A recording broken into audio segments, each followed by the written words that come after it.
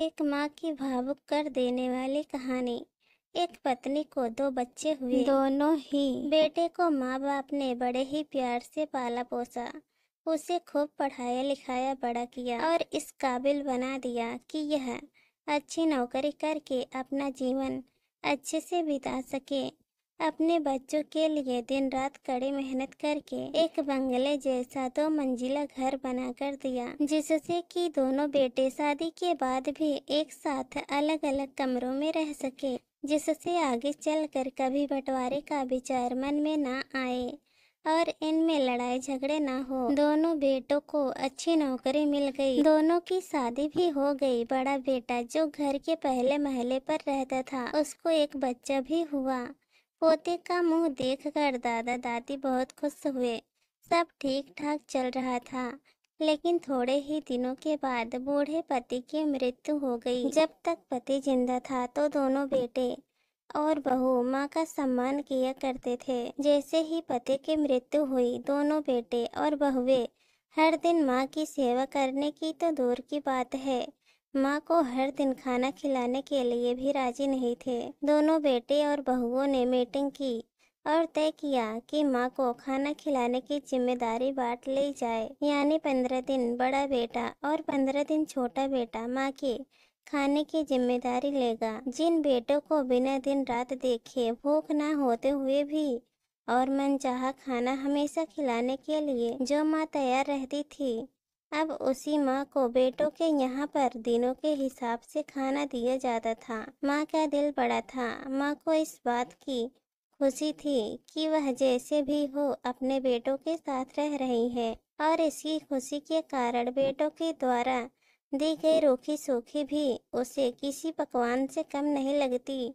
लेकिन दुर्भाग्य की बात तब हो जाती जब किसी महीने में 31 दिन आ जाते और उस दिन माँ को भूखा ही रहना पड़ता। एक बार जब बड़े बेटे के यहाँ 15 दिनों तक खाना खाने की बारी चल रही थी, तब बड़ा बेटा अपनी बीवी और बच्चे के साथ कहीं बाहर घूमने जा रहे थे।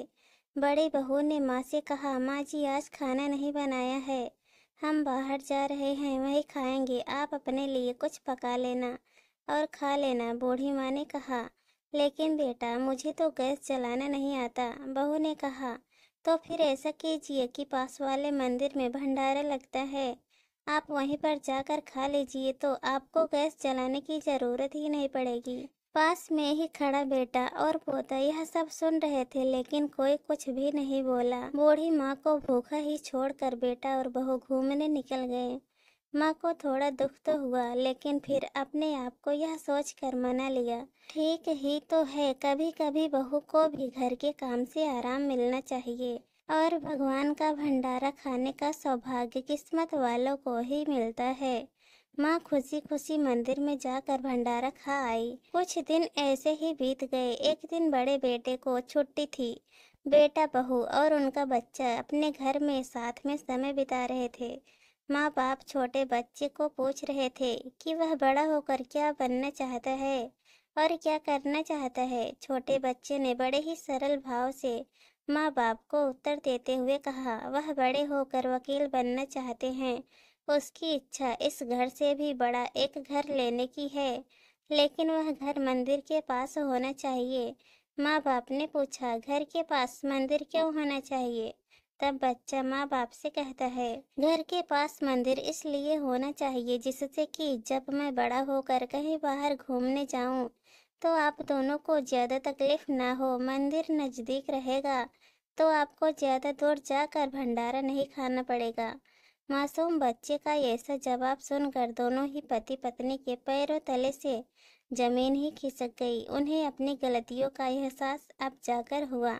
दोस्तों, संसार के हर माँ बाप यह सोचकर अपने बच्चों को पाल पोस कर बड़ा करते हैं कि वह उनके बुढ़ापे की लाठी बनेंगे, ना कि वह लाठी बनकर उनके ही पीठ पर बरसेंगे। आज जो तुम दूसरों के साथ कर रहे हो, आगे चलकर तुम्हारे साथ वही होगा, यह तय है। इसलिए हमेशा याद रखो कि दूसरों के साथ वैसा ही बर्ताव करो जैसा तुम चाहते हो कि बाकी लोग तुम्हारे साथ करें। इस कहानी पर आप लोगों की क्या राय है कमेंट में ज़रूर बताना, और अगर कहानी पसंद आए तो चैनल को सब्सक्राइब कर देना।